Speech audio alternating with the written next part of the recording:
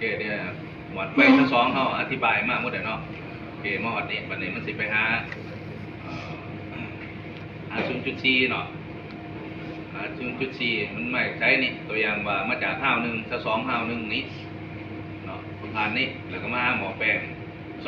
2.1จะสเต็ปดาวลงมาจาก2มาเป็น 0.4เนาะจาก 0.4 เขามาห้าวนี่เขาเนี่ยเพิ่มห้าว 0.4 แล้วก็มีคุปปิ้งบัตเนาะคุปปิ้งบัตก็คือกรณีถามว่าเรื่องในทีวีตัวนี้ปัญหาเนาะตัวอย่างว่ามันก็จะเอาไฟมาจากคุปปิ้งบัตมาจากไฟมาจากนั่นช็อตตัวนี้เบื้องห้าวยังตัวห้าว3เนาะห้าว3นี้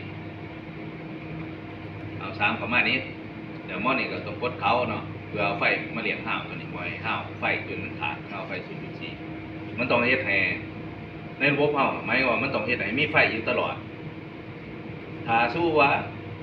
หมวดจุนี่ก็บ่มากหมวดจุนี่ก็บ่มากบ่มากมันใส่ไฟใส่จาก EDG เฮานี่เราจะมีไฟ EDG ของเราประมาณ5กิโลประมาณ500กิโลวัตต์เนาะกำลังมันมาจ่ายเลี้ยงข้าวมาจ่ายเลี้ยงข้าวนี่ก็คือเฮ็ดให้CB ตัวนี้เขาเนาะตัวนี้เขาเป็น priority มันบ่ใน CB ว่านี่เขาก่อนบ่แล้วกดคุปปิ้งบัตมันบ่โมเมนต์ priority เนี่ยอันมันจับนึงแบบบ่ได้ก็เอาก่อนแต่ว่าผมบ่ได้บางท่านมันให้คือของเขามันบ่ได้เข้ามือ2ไหนตอนเวลาที่มันจะเข้าเบื้องนึงนี้เข้าทางนึงแต่ก็คุปปิ้งบัตให้เขาก็นี่ถามมอนี่มีปัญหาหน่อยมอนี่จะเขาแสดงเขาเจ้าเช็ดมอนี่เขาก่อนแสดงมาตอนเขาเฮ็ดฟังก์ชันอินเตอร์ล็อกเป็นเอาเบื้อง51เนาะ51ให้51เขาก่อน51ให้51เขาเรื่อยๆว่าซั่นคันหน้ามันบ่เขามอนี่จะเขาแล้วคุปปิ้งบัตเขาอันนี้คือกันเนาะตัวนี้มาจากเบื้องไป2เนาะ3ออกมาแล้วสเต็ปดาวลงมาจาก2มาเป็น 0.4 พัน CB CB แล้ว 0.4 MdB 2ก็ไม้ MdB 2ไม้ก็ว่าเขามาเข้าห้าวไฟ 0.4 2 MdB 1คือเป็นไฟ 0.4 เข้ามาห้าวนึงนี้หลังจากนั้นแล้วก็ว่าผ่าน CB filter ตัวนี้ filter 0.4 ออกไปหาใช้เนี่ยของเรามันจะมี2อย่างก็คือมีessential เนาะกับ non essential หมายความว่า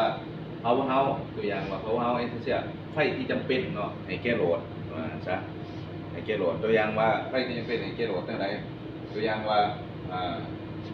คือแอร์ซิลเลอร์นี่บ่ได้ตัดออกมันบ่ตัดบ่เวลาตัดเนาะอาจจะเป็นพัดลมหมวดน่าจะมีของเดนเน็ตแล้วก็มีตัวของเล็กหมวดเล่นเน็ตคือจังซี่เนาะเล่นเน็ตโมเมนต์เอาอีบ่ตรงนี้น่าจะเล่นเน็ตเนาะโอเคเล่นประมาณเล่นเน็ตเอาเสียตัวอย่างว่าน้ำอยู่วงจักรมันมีน้ำกลัวน้ำซึมไหลเข้าคือจังซั่นมันต้องใช้ปั๊มออกเนาะดังนั้นก็ถือว่าโหลดตัวนี้สำคัญแล้วเพื่อเอาปั๊มน้ำออกจากวงจักรก็สำหรับน้ำส่วนวงจักรเนาะมันสิมีเดนเนตแอร์คอมเพรสเซอร์แอร์คอมเพรสเซอร์เดนเน็ตกับแอร์คอมเพรสเซอร์วันนี้ power house เนาะนั่นเอเชียหมวดประเภทโหลดที่ว่าหมวดยังอาจจะเป็นdistribution box ตัวนี้เนาะตัวอย่างว่าหมวดไฟแสงสว่างก็มีความจำเป็นคือกันแต่เรามันต้องไปหวั่นบ่มันจัดในนั่นเอเชียเนี่ยตัวอย่างว่าคือ air sealer คือสิดิฟนี่ก็ตัดออกคือกันเนาะเอาไว้เสียดิฟนี่ก็ตัดออกเป็นนี่ประมาณนั้นแต่ว่าอันนี้คืออธิบายไปว่าคันยาวรายละเอียดมันมีดออิงของมันจะมีดออิงมันจะมีดีเทลเข้าใจว่าหมายว่าโหลดที่จำเป็นกับโหลดบ่จำเป็นตัวใดโหลดบ่จำเป็นก็ตัดออกบ่จำเป็นเอาเขามาใส่เพราะว่า EDG เขามีกำลังมันน้อยมันเสียบ่เพียงพอเนาะนะมันบ่เพียงพอดังนั้นเขาจึงออกแบบมาว่าตัวใดบ่จำเป็นก็ตัดออกคือกับไฟที่ไปบ่อื่นตัดออกหมดฟิลเตอร์ยังเหลือแต่ของหมอเดียวที่บ่ให้ตัดไฟออกหรือบ่หาตัดไฟก็ต้องมีไฟ EDG เนาะนะแต่ของหมอมันจำเป็นเดี๋ยวก็ไปหายูนิตเท่านี่ยูนิต1 2 3เนาะ1 4เนาะเดี๋ยวยูนิต4ทีเดียวยูนิต4แล้วก็ไปหาไลติ้งที่นี่ตัวนี้ก็มีหมอแป้งเนี่ยหมอแป้งกับ0.4เป็นยังคือมากมีหมอ อแปลงทั้งๆมี 0.4 แล้วยังว่ายังมีเฮ็ดออกมาอีกยังเป็นยังมีหมอแปลงอีกที่ว่าเฮ็ดให้เป็น 0.4 เนาะออกไปอีกยอดแง่คือ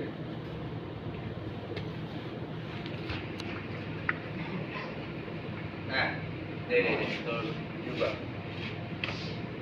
ใส่หมอแปลง 0.4 2เทื่อแบบง่ายๆซะ ลองเถื่อยอดยังกูก็ยอดยังเป็นยังคือต้องมา 0.4 แล้วแทนที่จะใช้งานหมดเป็นยังคือต้องมาผ่าน คำว่าไลติ้งเนาะไลติ้งก็คือพวกอุปกรณ์โดยเฉพาะพวกดอกไฟต่างๆมันสิเซนซิทีฟเรื่องมันแห้งดันเนาะคันแห้งดันมันเวียงน้อยหนึ่งมันก็ขาดคือบอกง่ายๆว่า ตัวนี้เป็นไฟ200 ดิ อ๋อ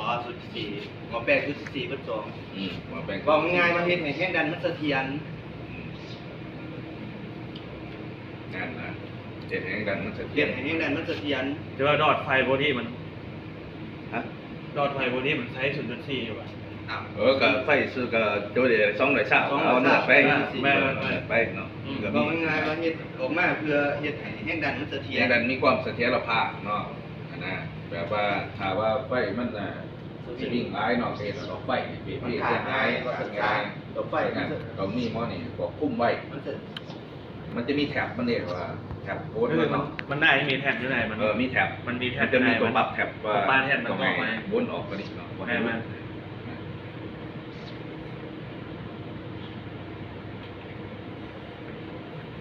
แต่ประมาณเท่านี้นายจับนับตั้งแต่สวิตช์ยาเมื่อวันเท่า0.4 เนาะนี่จะถ่ายรูปแล้วแจ้งโอเปอเรเตอร์แคปนะก็ไปศึกษาเนาะแล้วแคปส่งให้ด้วย